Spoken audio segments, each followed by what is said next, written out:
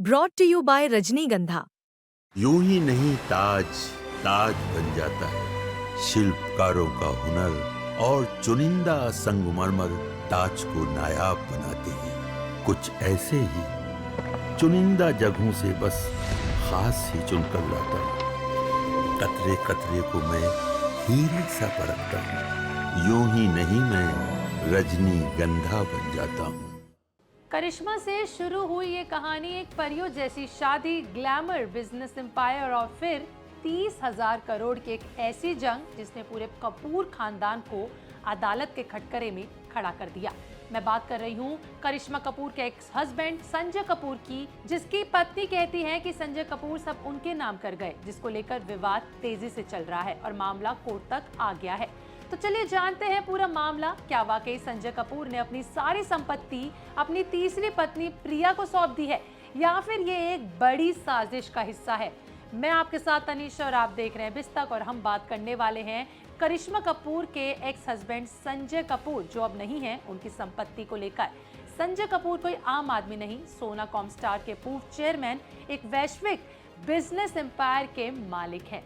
उनकी company auto parts बनाती थी और संपत्ति में दिल्ली के फार्म हाउस, यूरोप की प्रॉपर्टी, शेयर और कैश शामिल थे। कुल मिलाकर 30,000 करोड़ रुपए का साम्राज्य है। संजय ने 3 शादियां की थी। पहली पत्नी फैशन डिजाइनर नंदिता महातनी से कोई बच्चा नहीं था। फिर साल 2003 में बॉलीवुड स्टार करिश्मा कपूर से दूसरी शादी रचाई। दोनों की जोड़ी सुर्खियां बटोर रही थी। साल 2005 में बेटी समायरा कपूर का जन्म हुआ और साल 2011 में बेटे कियान हुए। लेकिन साल 2014 में तलाक की अर्जी और साल 2016 में फाइल हुई। तलाक के समय संजय ने बच्चों के लिए 14 करोड़ के बॉन्ड खरीदे, जिनको हर साल 10 लाख रुपए की इनकम होती है। करिश्मा को संजय के पिता का एक घर मिला। बच्चे करिश्मा के पास रहे, लेकिन संजय उनसे मिलते रहते तो बच्चों को बिजनेस की बातें बताते और छुट्टियां मनाते। अप्रैल मई साल 2025 में उन्होंने कहा था कि वो यूरोप में प्रॉपर्टी खरीद रहे हैं और बच्चों के नाम करके पोर्टुगीज सिटीजनशिप का प्लान बना रहे हैं टैक्स बचाने के लिए। फिर साल 2017 में तीसरी शादी हुई। संजय और प्रिया का एक बेटा हुआ जो अभी नाबालिग है। संजय की मां रानी कपूर परिवार की मुख्य रही। आरके फैमिली ट्रस्ट में सारी संपत्ति उनके नाम पर है। संजय की मौत तक सब कुछ शांत था, लेकिन 12 जून साल 2025 को खेलते हुए हार्ट अटैक से संजय की मौत हुई और सब उलट-पुलट हो गया। बच्चे सदमे में पहुंच गए। मौत के तुरंत बाद प्रिया ने संपत्ति कंट्रोल में कर ली। 25 जुलाई साल 2025 को एजीएम यानी एनुअल जनरल मीटिंग का न्योता आया, जहां ट्रस्ट के फॉर्म साइन करने थे। फिर 30 जुलाई साल 2025 को फैमिली मीटिंग हुई, जहां प्रिया ने एक वसीयत निकाली, जिस पर डेट थी 21 मार्च साल 2025, जिसमें लिखा था कि संजय की सारी पर्सनल एसेट प्रिया को मिलेगी, यानी बच्चे और संजय की माता रानी कपूर को कुछ नहीं मिलेगा। लेकिन बच्चों का कहना है कि संजय ने कभी वसीयत का जिक्र नहीं किया। वो बच्चों से यही कहते थे कि सब तुम्हारा है। प्रिया पर वसीयत को 7 हफ्ते छिपाने का आरोप लगाया है। बच्चे कहते हैं कि प्रिया ने 2 सहयोगियों दिनेश अग्रवाल और नितिन शर्मा के साथ मिलकर साजिश रची है। वसीयत जाली है, संजय के सिग्नेचर फर्जी हैं। सिर्फ बच्चे ही नहीं बल्कि रानी कपूर ने भी प्रिया पर इल्जाम लगाते हुए कहा कि उनसे जबरन डॉक्यूमेंट साइन करवाए गए और बैंक अकाउंट फ्रीज कर दिया गया। रानी कहती है कि सोना ग्रुप का ज्यादातर हिस्सा मेरे नाम पर है। प्रिया इसे हथियाना चाहती है। प्रिया ने अपने पक्ष में कहा कि वसीयत असली है और संजय ने खुद लिखी है। बच्चों को पहले ही रानी कपूर ट्रस्ट से 1900 करोड़ रुपए की एसेट्स मिल चुकी है। प्रिया विधवा है, बेटा छोटा है, उन्हें सारी संपत्ति का हक है। लेकिन बच्चों का कहना है कि 1900 करोड़ वो तो बॉन्ड्स और छोटी प्रॉपर्टी, पापा का एम्पायर 30 करोड़ का है।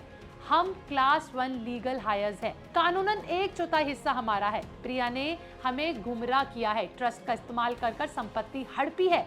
विवाद बढ़ा तो 9 सितंबर साल 2025 को समायरा और कियान ने अपनी मां करिश्मा के माध्यम से दिल्ली हाई कोर्ट में मुकदमा दायर किया। प्रिया कपूर, उनका नाबालिग बेटे संजय की मां रानी कपूर और वसीयत की एग्जीक्यूटर श्रद्धा सरी मारवा पर याचिका में मांग रखी गई, जिसमें लिखा कि संपत्ति का बंटवारा यानी पार्टीशन के ऊपर बात रखी। पूरा हिसाब किताब मांगा गया, यानी 12 जून साल 2025 की मूवेबल और इमूवेबल एसेट की लिस्ट मांगने की याचिका में दायरी करी गई। वसीयत को रद्द करने की मांग की गई और बिक्री रोकने की मांग की। बच्चे क्लास 1 हायर के तौर पर 1/5वां हिस्सा चाहते हैं, करीबन 6,000 करोड़ रुपए प्रत्येक के लिए। बच्चों का दावा है कि संजय की मौत तक वो पिता से करीब थे, छुट्टी, बिजनेस मीटिंग सब शेयर करते थे। अप्रैल साल 2025 में संजय ने कहा था कि यूरोप की प्रॉपर्टी बच्चों के नाम होगी, लेकिन वसीयत मार्च की जो एक संदिग्ध है। प्रिया ने इसे छिपाया, ट्रस्ट में सब था, लेकिन प्रिया ने कंट्रोल ले लिया, रानी को जबरन साइन करवाया। 10 सितंबर साल 2025 यानी आज पहली सुनवाई हुई। बच्चों के वकील ने कहा कि वसीयत जाली है, प्रिया ने साजिश रची है और याचिका में मांग रखी गई है। प्रिया के वकील राजीव नायर ने जवाब देते हुए बच्चों पर रो रो कर जानबूझकर बंटवारे का इल्जाम लगाया है। ट्रस्ट से उन्हें पहले से ही पैसा मिल रहा था। 9 अक्टूबर साल 2025 को अगली सुनवाई तक प्रिया को 12 जून तक की पूरी एसेट लिस्ट देने का आदेश कोर्ट ने दिया। बच्चों के साथ साथ रानी भी इस केस में आगे चल रही है। वो कहती है कि 10,000 करोड़ का हिस्सा मेरा है, वो उनसे धोखे से प्रिया ने ले लिया है। प्रिया की कहानी तो कुछ और ही है और उनका कहना है कि ये सब संजय की मर्जी से हुआ है। तो ये पूरा खेल है वसीयत का। 30,000 करोड़ की वसीयत, जिसमें से बच्चे अपनी मांग कर रहे हैं 6,000 करोड़ रुपए एक एक इंडिविजुअल के लिए। इसके अलावा संजय कपूर की मां रानी कपूर भी अपना 10 करोड़ का हिस्सा मांग रही हैं। इसके अलावा संजय कपूर की पत्नी प्रिया कपूर का कहना है कि उनके पति उनके नाम सब कुछ करके गए हैं, जैसे कि वसीयत में लिखा है। लेकिन सारा सवाल उठता है वसीयत पे, क्या वो सच में असली है या फिर फर्जी। इसके बारे में इस केस में आगे बढ़ने के बाद ही पता चलेगा। आपका इस पर क्या कहना है, कमेंट सेक्शन में लिख के जरूर बताएं।